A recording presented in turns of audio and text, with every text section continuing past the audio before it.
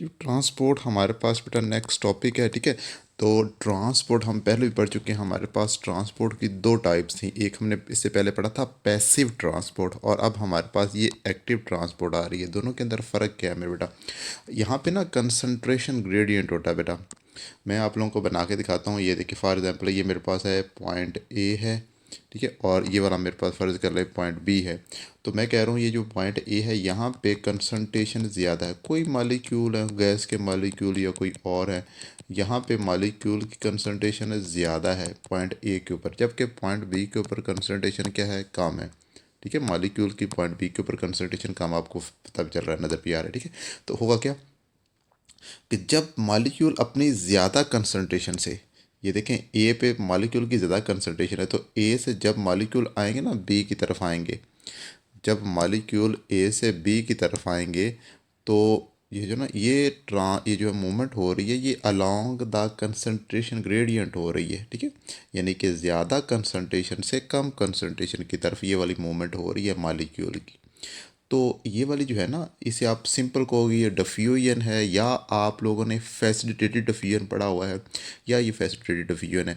तो यहाँ पे एनर्जी सर्फ नहीं होगी। जब मॉलिक्यूल ज़्यादा कंसंट्रेशन से कम कंसंट्रेशन की तरफ आएंगे तो एनर्जी सर्फ नहीं होगी, एनर्जी यूज़ नहीं होगी, कंज्यूम नहीं होगी। ठीक है, लेकिन इसके उल्ट जब होगा ना कि मॉलिक्यूल देखें यहाँ पे कम, पॉइंट बी के ऊपर मॉलिक्यूल की कंसंट्रेशन कम है, तो पॉइंट बी से जब मॉलिक्यूल पॉइंट ए की तरफ जाएंगे, ठीक है, तो अब क्योंकि मॉलिक्यूल जो है ना कंसंट्रेशन के अगेंस्ट जा रहे हैं, ठीक है, कंसंट्रेशन ग्रेडियंट के अगेंस्ट जा रहे हैं, तो अब एनर्जी यूज़ होगी। ठीक है, एनर्जी कंज्यूम होगी। ठीक है, तो इस ऐसी ऐसी मेरे बड़ा जो है ना मूवमेंट को, ऐसी ट्रांसपोर्ट को जिसमें मॉलिक्यूल कम कंसंट्रेशन से ज़्यादा कंसंट्रेशन की तरफ जा रहे हैं और उस मूवमेंट के अंदर एनर्जी यूज़ हो रही है, इस मूवमेंट को हम कहते हैं एक्टिव ट्रांसपोर्ट। ठीक है, और अगर मॉलिक्यूल अगर मॉलिक्यूल ज़्यादा कंसंट्रेशन से कम कंसंट्रेशन की तरफ आ रहे हैं तो ये हमारे पास पैसिव ट्रांसपोर्ट होती है। ठीक है, और पैसिव ट्रांसपोर्ट की हम इससे पहले दो एग्जाम्पल पढ़ चुके हैं। एक हमने देखा था डिफ्यूजन और एक हमने देखा था फैसिलिटेटेड डिफ्यूजन, वो हमारे पास पैसिव ट्रांसपोर्ट थी। लेकिन अब हम एक्टिव ट्रांसपोर्ट पढ़ रहे हैं, और एक्टिव ट्रांसपोर्ट के अंदर क्या होती है, एनर्जी कंज्यूम होती है, यूज़ होती है, सेल एनर्जी यूज़ करता है। आगे हम इसकी मिसालें भी देखते हैं। तो आ जाए इसकी तारीफ के ऊपर। Active transport is the movement of the molecule from an area of a lower concentration to the area of the higher concentration. ठीक है, यहाँ से लोअर से हायर की तरफ। This movement against the concentration gradient होती है, रिक्वायर एनर्जी, ठीक है, in the form of ATP. अब हमें पता है cell in the form of ATP energy use करता है, तो एटीपी की फॉर्म के अंदर एनर्जी चाहिए होती है फॉर दिस मूवमेंट। ठीक है जी। अच्छा, अब हमारे पास इसकी मिसाल आ रही है एक्टिव ट्रांसपोर्ट की, कि हमारे पास बेटा नर्व सेल होते हैं, नर्व सेल, ठीक है, जो मैसेज कंडक्ट करते हैं हमारी बॉडी के अंदर। ये देखें नर्व सेल है, और नर्व सेल के अंदर सोडियम पोटाशियम पंप होते हैं, सोडियम पोटाशियम पंप। और ये सोडियम पोटाशियम पंप करते क्या हैं, अगेंस्ट द कंसंट्रेशन ग्रेडियंट काम कर रहे होते हैं। ठीक है, ये आप लोगों को मैं ना आगे बनी हुई है तस्वीर, वहाँ से आप लोगों को समझाता हूँ, क्लियर हो जाएगा आप लोगों को, ये आ जाए ये जी। तो यहाँ पे आए कि ये हमारे पास है, ये जो नज़र आ रहा है ये असल में सोडियम पोटाशियम पंप है।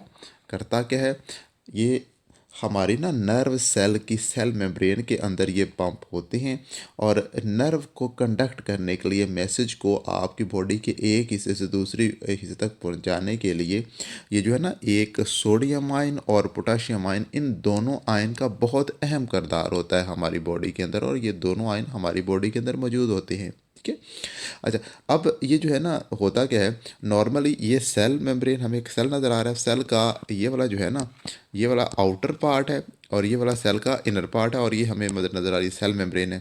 ठीक है, ये inside the cell, outside the cell. अच्छा, अब होगा क्या, अगेंस्ट द कंसंट्रेशन ग्रेडियंट कैसे मूवमेंट होती है, ये असल में हमें नज़र आ रहा है।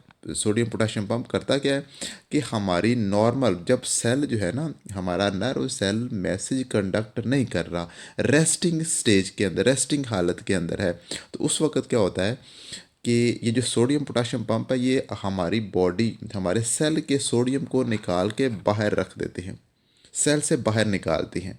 ठीक है, और इसके साथ ये होता है ना पोटाशियम, उसको बॉडी के अंदर लेके आते हैं, सेल के अंदर लेके आते हैं। ठीक है, और ये काम अगेंस्ट द कंसंट्रेशन ग्रेडियंट हो रहा होता है। कैसे देखें, यहाँ पे देखें हमारी सेल के अंदर इस वक्त पोटाशियम सोडियम की दाद है 1 2 3 4 4 है हमारे पास सोडियम के आयन। लेकिन अगर सेल से बाहर देखते हैं तो 3 4 5 6 6 सोडियम है बाहर। तो बाहर कंसनट्रेशन सोडियम की ज़्यादा है, सेल के अंदर सोडियम की कंसनट्रेशन कम है। तो अगेंस्ट द कंसनट्रेशन ग्रेडियंट यहाँ से बाहर की तरफ जाते हैं। ठीक है, मैं ज़रा साफ कर दूँ इसको कि सेल से हमारे पास वो जो है ना सोडियम सेल से बाहर जा रहे हैं, अगेंस्ट द कंसंट्रेशन ग्रेडियंट हो रही है यहाँ पे मूवमेंट। ठीक है, और बिल्कुल ऐसे ही यहाँ पे देख लें, हम बात करते हैं पोटाशियम की, तो पोटाशियम सेल के अंदर सिर्फ 4 और 5 है, 5 है यहाँ पे, और बाहर देखें 3 है। ठीक है, तो बाहर से सेल के अंदर आ रही है पोटाशियम, तो पोटाशियम भी अगेंस्ट द कंसंट्रेशन अपनी लोअर कंसंट्रेशन से जो है ना हायर कंसंट्रेशन की तरफ आ रही है। तो यहाँ पे भी क्या हो रही है, अगेंस्ट द कंसंट्रेशन मूवमेंट हो रही है। तो यहाँ पे इस तरह के काम के अंदर क्या होती है, एनर्जी यूज़ होती है, एनर्जी कंज्यूम होती है in the form of ATP. तो ऐसी ट्रांसपोर्ट जिसके अंदर एनर्जी यूज़ हो रही हो, ऐसी ट्रांसपोर्ट को हम कहते हैं वो हमारे पास है एक्टिव ट्रांसपोर्ट। और ऐसी ट्रांसपोर्ट जिसके अंदर एनर्जी यूज़ ना हो रही हो, वो ट्रांसपोर्ट हमारे पास बेटा पैसिव ट्रांसपोर्ट को कहलाती है। ठीक है, और आगे थोड़ी सी इंटरेस्टिंग इन्फॉर्मेशन भी आ जाए।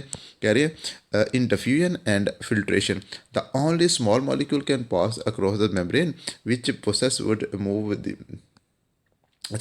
विच process would move the molecule fast. तो हमारे पास बेटा फिल्ट्रेशन कह रहे हैं जी, हाँ जी फिल्ट्रेशन है। डिफ्यूजन के अंदर ना हमारे पास डिफ्यूजन भी एक प्रोसेस है जिसके अंदर बड़ी स्लोली काम हो रहा होता है, लेकिन फिल्ट्रेशन की बात करें तो फिल्ट्रेशन के अंदर ज़रा स्पीड तेज़ हो जाती है। वही बात यहाँ पे डिस्कस कर रही, कोई इशू नहीं है। ठीक है जी, मिलते हैं अगले टॉपिक के साथ। ओके, अल्लाह हाफिज़।